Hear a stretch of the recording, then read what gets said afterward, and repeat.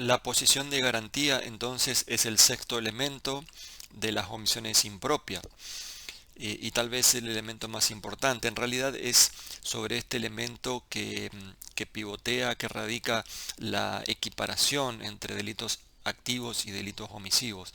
Es decir, en los delitos activos el autor, si bien no causa el resultado típico, decimos que se le puede imputar a él el resultado, al omitente, cuando tenía esta obligación especial que surge de la posición de garantía. Por eso es tan importante el criterio que se adopte para definir las posiciones de garante, porque precisamente de eso dependerá la equiparación con los delitos activos, con las causaciones. Bien, hay distintas teorías sobre las posiciones de garante, una cantidad de teorías en la actualidad en la ciencia penal. Vamos a referirnos por lo menos a dos de esas teorías. En primer lugar, la primera, que fue la teoría formal de la fuente generadora de posición de garantía, y por otro lado a la teoría material o de las funciones que se atribuye a Armin Kaufman, haciendo algunas aclaraciones. Eh, en primer lugar, en nuestro código no hay una cláusula de equiparación en la parte general sobre los delitos de omisión impropia. Nosotros no tenemos, a diferencia de otros códigos penales más modernos, pensemos que nuestro código tiene 100 años de existencia, pero por ejemplo en el Código Penal español, en el Código alemán, en el Código de Paraguay, en el Código de Colombia, mucho más moderno en el tema de los delitos de omisión, existen cláusulas de equiparación e incluso en la mayoría de esas cláusulas de equiparación existen definiciones sobre las posiciones de garantía. Es decir, los códigos penales, estos que yo menciono, no solamente que equiparan la omisión con el delito activo, expresamente hacen esa equiparación, sino que además tratan de definir cuándo una persona es garante. Digo tratan porque van a ver ustedes si estudian la doctrina española o la alemana o la colombiana, por ejemplo, que incluso los autores de esos países son muy críticos en cuanto a la falta de precisión de las posiciones de garante. Pero bien, de algún modo esos códigos penales lo que hacen es mencionar que una persona sería garante en tal y tal otra situación determinada. Nuestro código no dice nada de eso, además ni siquiera tenemos una cláusula de equiparación y eso es lo que provoca que algunos consideren que sería inconstitucional la omisión impropia, por lo menos las omisiones impropias no escritas, y otros que consideren que no hay problema de constitucionalidad, que se puede interpretar, por ejemplo, el artículo 79 del homicidio, se puede interpretar tanto para quien causa la muerte como para quien no la evita, siempre y cuando tenga la obligación especial de evitarla. Bien, vamos a ver esas fuentes o esas teorías, mejor dicho, que han tratado de explicar las fuentes generadoras de la posición de garante. La primera de las teorías se atribuye a Feuerbach, que fue un autor alemán, que hace mucho tiempo ya, en el año 1805 aproximadamente, había escrito su tratado de derecho penal. En ese tratado de derecho penal ya esbozaba algún mínimo tratamiento de los delitos de omisión. Entonces decía ahí Feuerbach que los delitos se pueden cometer por acción y también por omisión, y en los casos de omisión solamente pueden ser considerados garantes las personas que tengan una obligación por ley o por una disposición contractual, es decir, ley y contrato eran las dos fuentes que mencionaba Feuerbach. Años después, otro autor alemán de nombre Stubel fue quien le agregó la posición de garante por el hecho precedente, es decir, la injerencia o hecho precedente como tercer fuente generadora de posición de garantía. Estas tres fuentes, ley, contrato, hecho precedente, son las que reconocen o se identifican dentro de las llamadas fuentes formales de posición de garante. Esta teoría, que ya tiene mucho más de 100 años, de la fuente generadora de posición de garante, es la misma que utilizan incluso al día de hoy muchos sectores de nuestra jurisprudencia en la Argentina, siguen remitiéndose a esta teoría formal como explicación de cuándo una persona es garante de un determinado bien jurídico. Ley significa toda vez que existe una norma jurídica que expresamente imponga una obligación de cuidado con respecto a un bien jurídico. Y cuando se dice ley es una expresión muy amplia que comprende cualquier ley, cualquier norma jurídica, no solamente una ley nacional, sino también podrían ser las leyes provinciales, hasta los códigos contravencionales. Y ya se imaginan cuál va a ser la crítica principal que se hace a esta teoría formal. Claro, se le llamó teoría formal, no la llamaron sus propios creadores, ni Feuerbach ni Stübel, sino que fueron los autores alemanes también críticos y en un sentido peyorativo la llamaron teoría formal, como tratando de decirle que hace hincapié en las cuestiones formales o que es excesivamente formal, y destacan eso como un problema. Por eso la teoría de Armin Kaufmann, que es la que viene después, superadora, se llama teoría material o teoría de las funciones. Bien, entonces el primer supuesto sería la ley, el segundo supuesto sería el contrato, es decir, cuando existe un acuerdo entre las partes de que una persona determinada va a cuidar especialmente un bien jurídico. Por ejemplo, el guardavidas de un club de natación celebra un contrato con las autoridades del club y se hace cargo de el cuidado de las personas que estén nadando, por ejemplo, en la piscina, ¿no? Él es el que tiene que encargarse de que nadie se ahogue, entre otras cosas. Por eso podemos decir que es garante. Bien, en la teoría de Feuerbach, en la teoría formal, la fuente de posición de garantía en ese ejemplo sería precisamente el contrato. El médico que está de guardia en un hospital público, por ejemplo, también puede ser considerado garante en sus horarios de guardia, precisamente por esta fuente que sería el contrato. Después vamos a ver cómo se fue corrigiendo, digamos, esta teoría en estos distintos supuestos.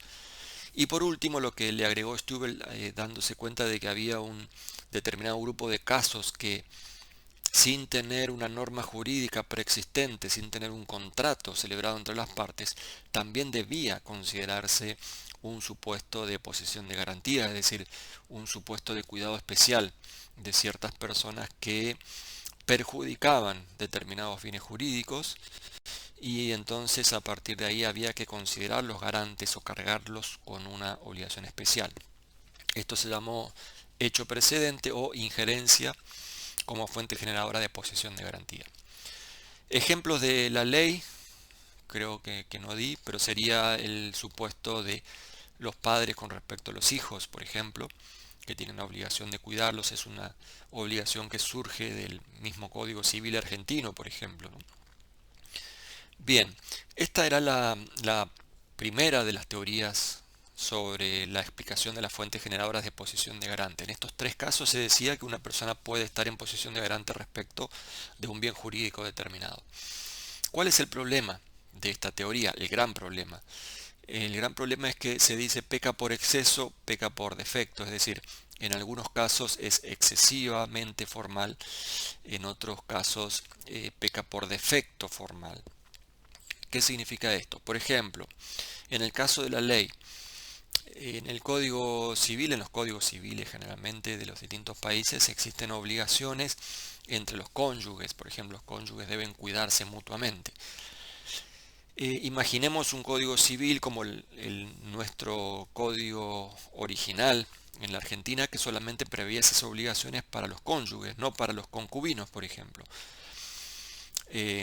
Menos aún en el caso de personas que convivían cuando eran personas o cuando son personas del mismo sexo. Esos casos no estaban previstos en la ley civil como supuestos regulados legalmente con obligaciones y derechos mutuos. Entonces, el marido tenía obligaciones de salvar, por ejemplo, o de cuidar a su esposa si estuviera enferma, y también la esposa con respecto a su marido, pero no cuando se trataba de concubinos.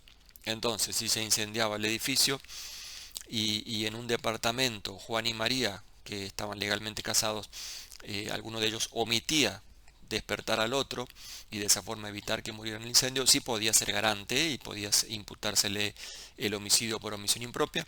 Pero en el departamento al lado, que vivían otra pareja que no estuviera legalmente casada, fueran concubinos, en esos casos, si ocurría exactamente lo mismo, no se le podía imputar porque no había ninguna disposición legal que obligue, por ejemplo, a los concubinos. Entonces, la crítica que se hacía a esa teoría, por eso se la llama teoría formal, es porque hace hincapié en las cuestiones formales, es decir, hay que buscar una ley y hay que encontrar una ley que prevea precisamente estas obligaciones de cuidado entre dos personas, y eso solamente está previsto para los cónyuges, no para los concubinos. Esa es la crítica de el excesivo formalismo de la ley. Y por otra parte, pensando en ese mismo supuesto de la ley como generador de hecho precedente, se decía que, por ejemplo, hay muchas disposiciones legales, se dice que hay muchas disposiciones legales que imponen ciertas obligaciones a determinadas personas, pero eso no significa que a partir de una disposición, por ejemplo, una, un código contravencional municipal o provincial, que a partir de ahí surja una obligación tan estricta, tan fuerte, que de no cumplirse con ese mandato normativo se puede imputar un resultado típico previsto en el Código Penal, en la ley de fondo. De manera que entonces la crítica era peca por exceso, peca por defecto. En algunos casos es muy excesivo, muy amplia la fuente generadora de posesión de garante, la ley. En otros casos es muy defectuosa. O sea, debería comprender casos que no están comprendidos. Bien, lo mismo podríamos pensar con ejemplos del contrato o del hecho precedente. Por ejemplo, en el caso del contrato, lo determinante para que una persona comience a ser garante de un determinado bien jurídico no es que se hayan cumplido con las formalidades de un contrato. Imaginemos en ese mismo ejemplo que yo daba al principio de un guardavidas en un club de natación. ¿Qué pasaría si el contrato que firmó ese guardavidas, por ejemplo, es un contrato nulo porque no estaba determinada la fecha o porque faltaba la firma de alguna de las partes?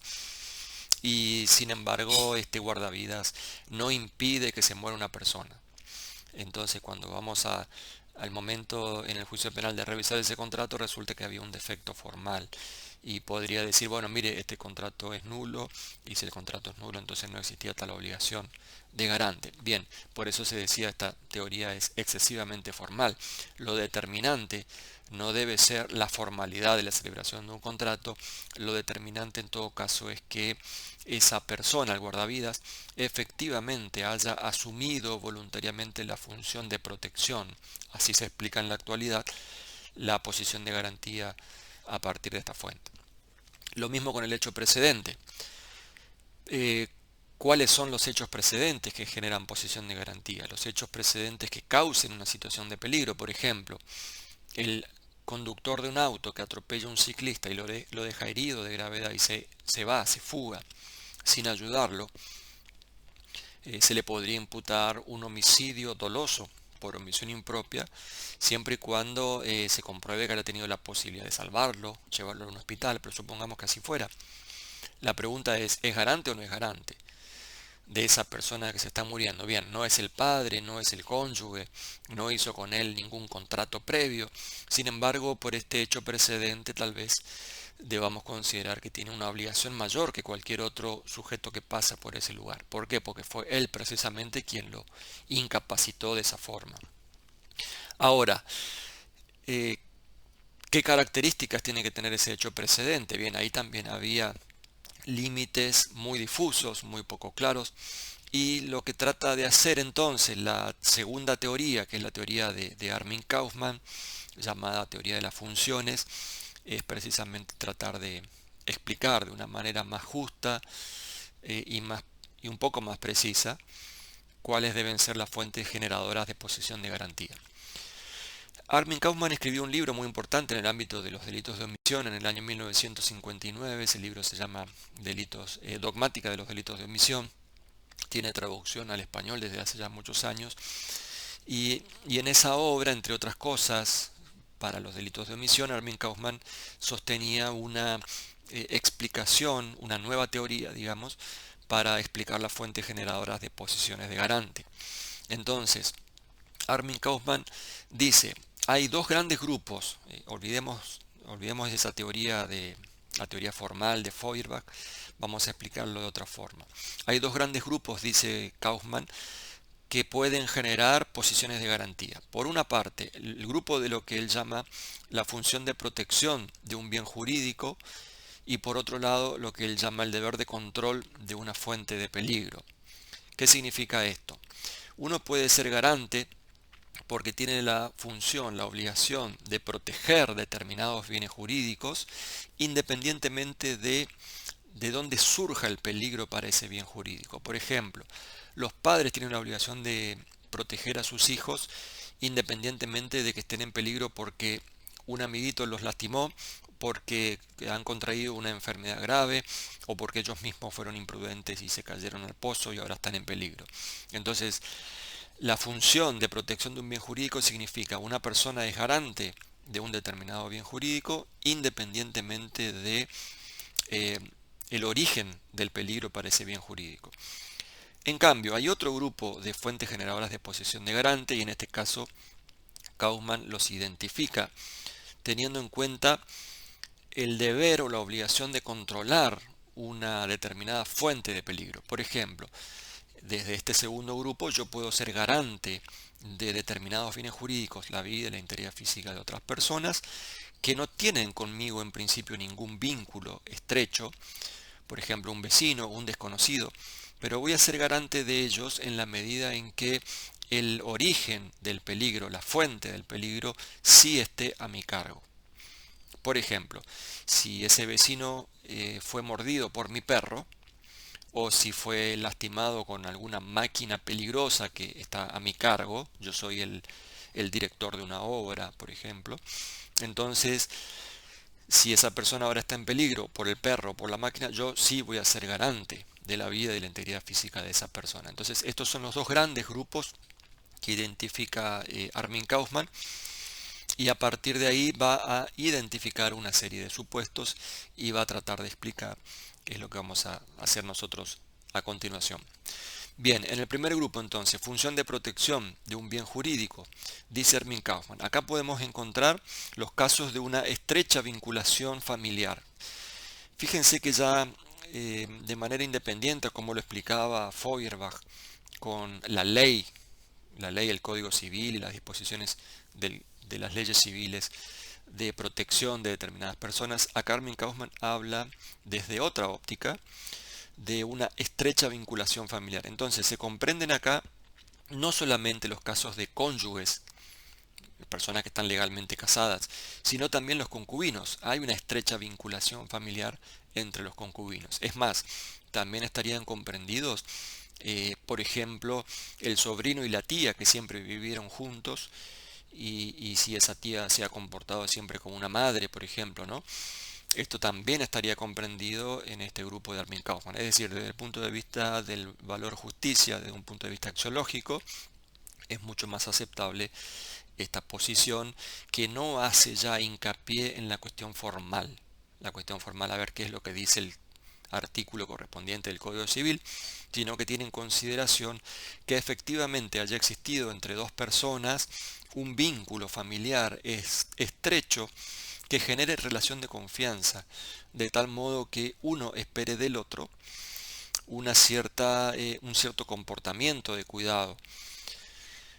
Por lo menos espera que el otro lo despierte si es que se está incendiando el edificio, como decíamos en el ejemplo anterior. Entonces, en estos casos, dice Kaufmann, no importa que se haya celebrado o no el matrimonio, lo determinante es que efectivamente haya existido o que exista una relación de un vínculo familiar con expectativas de conducta en un ámbito de relación de confianza. Bueno, acá podríamos incluir como garantes entonces no solamente los cónyuges que están casados, sino también al sobrino, la tía, concubinos, personas del mismo sexo que conviven. Bueno, por lo demás en el Código Civil argentino en la actualidad estarían incluidos, claro. Y otras personas que no estarían comprendidas según la teoría formal. Pero además quedarían fuera en esta tesis de Kaufmann, por ejemplo, los cónyuges que todavía tienen un vínculo que no se ha disuelto, pero en la medida en que no exista un estrecho vínculo o una relación efectiva como cónyuges. Por ejemplo, casualmente uno encuentra a la otra persona que todavía es su marido o esposa en una situación de peligro, pero si después de 30 años nunca tuvieron un vínculo, solamente subsiste porque nunca hicieron la separación formal, desde esta perspectiva no deberían ser considerados garantes. Es decir, esta posición no hace hincapié en la cuestión formal, sino en la cuestión material, de que realmente exista una expectativa de cuidado entre esas dos personas. Dentro de este primer grupo también menciona Armin Kaufman los supuestos de comunidad de peligro. Comunidad de peligro serían determinadas situaciones de grupos de personas en los que se emprende una actividad riesgosa y hay expectativa de que en caso de peligro exista ayuda entre ellos. Por ejemplo, un grupo de excursionistas que van a escalar una montaña, o un grupo de pescadores o cazadores que van a un lugar que podría considerarse peligroso. Si en ese lugar alguna de esas personas está en peligro, se supone tiene la expectativa de que los demás lo van a ayudar. Si uno se está cayendo de la montaña, si el otro está por ser atacado por un animal, entonces espera que los demás lo ayuden. ¿Cuál es el fundamento en este caso de la posición de garantía? Bien, que esa comunidad de peligro implica precisamente el haber asumido el riesgo, ese tipo de riesgos, precisamente porque uno lo hace en grupo, en esa comunidad, y sabe que en caso de peligro el otro lo debería ayudar. Entonces, esa expectativa de auxilio es lo que justifica la posición de garante en estos casos. El tercer supuesto sería lo que se llama la asunción voluntaria de una función de protección, lo cual significa que la persona, recuerdo en este momento que el Código colombiano, por ejemplo, tiene una enumeración de las posiciones de garantía muy parecida a lo que menciona Armin Kaufman en este caso, y habla especialmente de la asunción voluntaria de una función de protección. Es uno de los códigos más modernos en este tema específico. ¿Qué significa la asunción voluntaria de una función de protección? No solamente que una persona asuma voluntariamente el salvamento de un bien jurídico. Por ejemplo, en la plaza alguien que estaba haciendo ejercicios sufre algún ataque cardíaco y yo empiezo a practicarle esos masajes de reanimación, sino que esa asunción voluntaria de protección, nadie me obligaba a mí a hacerlo, pero yo consideré que era necesario para salvar la vida de esa persona. Uno se va a transformar en garante de esa persona, no por el mero hecho de empezar a salvar, sino en la medida en que ese comienzo de salvamento haya colocado objetivamente a esa persona en una situación de menor cuidado o de menores posibilidades de auxilio. ¿Qué significa eso?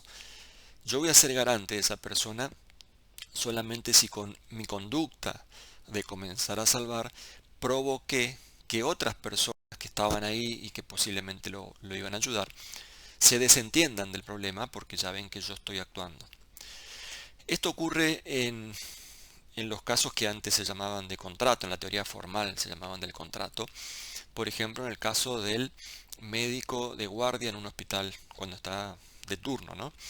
Lo que ocurre en ese caso del médico de turno es que el médico con su conducta está dando un mensaje a los demás de que se pueden desentender del cuidado de las personas que van a llegar a ese hospital durante ese turno porque él se va a hacer cargo de la situación.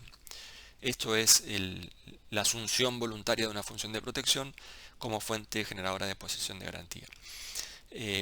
Fíjense, lo determinante no es el mero hecho de comenzar a salvar, sino que objetivamente ese acto de comenzar a salvar provoque un menor cuidado del bien jurídico que está en peligro, es decir, provoque un relajamiento o que las demás personas que podrían haber salvado en ese caso se desentiendan de salvar el bien jurídico. Por eso es que yo voy a estar ahora en una mayor obligación de salvar ese bien jurídico en peligro, porque fui yo con mi asunción voluntaria quien provoqué que los otros se desentiendan. Entonces, ojo, porque este supuesto de posición de garantía solo debería considerarse como generador de posición de garante en los casos en que el que asume voluntariamente efectivamente en el caso haya provocado que otros se desentiendan. Si no había posibilidades de que otros salven, el mero hecho de empezar a salvar ya de por sí no es suficiente para generar posición de garantía. Ejemplo, si yo encuentro a alguien en un lugar inhóspito que se está muriendo porque lo mordió una víbora y yo empiezo a ayudarlo y lo hago mal, no voy a ser considerado garante en la medida en que yo no evité, no interrumpí ningún otro curso de salvamento. Entonces, yo no tendría por qué en ese caso ser considerado con más obligaciones que cualquier otra persona que podría haber pasado por ahí. Bien, en el segundo grupo de casos hablamos de el deber de controlar una fuente de peligro, es decir, yo voy a ser entonces ahora garante de cualquier bien jurídico de cualquier persona, siempre y cuando el peligro para ese bien jurídico provenga de de alguna fuente de peligro que esté a mi cargo. Primer grupo de casos, lo que Armin Kaufman llamaba las fuentes de peligro en el propio ámbito de dominio. ¿Qué significa esto? Si yo, por ejemplo, tengo un perro, un Rottweiler, y ese perro muerde al vecino y ahora el vecino está en grave peligro, yo soy garante de la vida del vecino. Entonces, si bien yo no soy su cónyuge, ni su hijo, ni su padre, a partir del momento en que está en peligro porque una fuente generadora de peligro que está a mi cargo lo colocó en esa situación, yo me tengo que hacer cargo. Me tengo que hacer cargo como garante. Entonces, si no evito la muerte de ese vecino, voy a ser considerado autor de un homicidio por omisión impropia. El segundo supuesto en este segundo grupo es lo que Kaufman llamaba la responsabilidad por las conductas de otras personas. Por ejemplo, los menores a mi cargo o las personas inimputables que estén a mi cargo. El director de una institución psiquiátrica, por ejemplo, no tendría que ser responsable de los daños que pudieran provocar esas personas. O el padre se hace cargo de los daños que provoque su hijo. Entonces, si la conducta de ese hijo implica poner en riesgo a alguien, yo voy a ser garante de ese alguien, de ese sujeto, aunque anteriormente no hubiera tenido con él ningún vínculo. Y el último supuesto dentro de este segundo grupo de Kaufman es el actuar precedente, o sea, la injerencia, al igual que la teoría formal, y este, ojo, es un supuesto que van a repetir la mayoría de los autores en las distintas teorías que hubo a lo largo de la historia del derecho penal, la injerencia o hecho precedente como generador de posición de garantía. Excepcionalmente hay algunos autores que consideran que esto nunca puede generar posición de garantía, pero la mayoría sí. ¿Qué significa esto del hecho precedente como generador de posición de garantía? Esto significa que la persona tendrá que hacerse cargo como garante del bien jurídico que ahora está en peligro cuando ha causado esa situación de necesidad. Ejemplo típico es el caso del automovilista que atropella a un ciclista. No muere inmediatamente el ciclista como consecuencia de ese choque, pero queda en estado de necesidad de auxilio. O sea, se está desangrando, hay que llevarlo urgente al hospital. ¿Qué pasa si el conductor del auto se baja, mira la sangre y dice yo no lo quiero llevar porque me va a ensuciar el auto, por ejemplo? Entonces, o por el motivo que fuera, no quiero tener problemas legales que me descubran, etcétera. Entonces se escapa, se fuga con el vehículo. Es decir, omite salvar a esa persona que está en peligro. Se le puede imputar el homicidio o en su caso el delito de abandono de personas, que también podría ser agravado por el resultado de muerte. Bien, solo si es garante y solo se puede considerar una posición de garantía en estos casos cuando pensemos que el hecho precedente lo coloca en esa situación de garantía. Entonces, en principio se podría decir que sí, porque hay un hecho precedente que fue causante de esta situación. Es decir, utilizando la fórmula de la supresión mental hipotética, que ya la vimos en el tipo objetivo-activo, la relación de causalidad.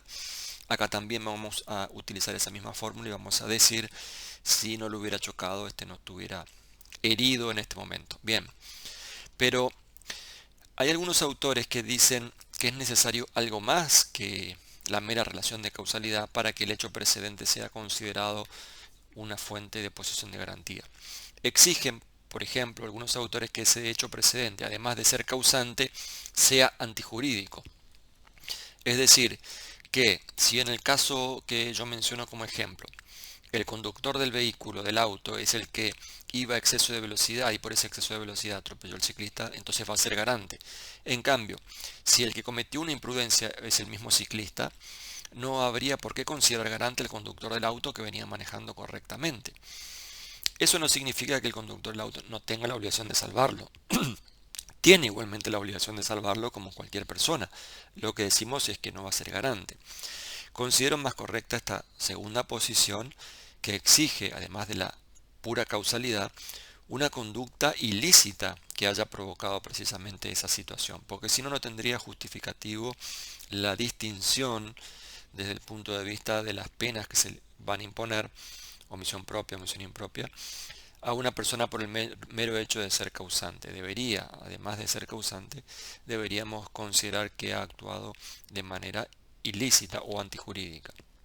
Hay incluso algunos autores, como el caso de Roxin, que de manera mucho más aguda dicen el hecho precedente tiene que ser causante, pero además tiene que ser antijurídico y además tiene que superar el filtro de la imputación objetiva con todos los criterios de la imputación objetiva que ya hemos visto en el tipo objetivo. Bien, no hay un acuerdo total, pero considero que cuanto más filtros se impongan, en este caso filtros racionales, por ejemplo, la teoría de la imputación objetiva y la antijuricidad del hecho, es un buen criterio para decir no basta con que el hecho sea causante, el hecho precedente que genera posición de garantía tiene que ser, además de causante, antijurídico y que supere el filtro de la imputación objetiva. Solo en esos casos se puede considerar garante al autor por el hecho precedente.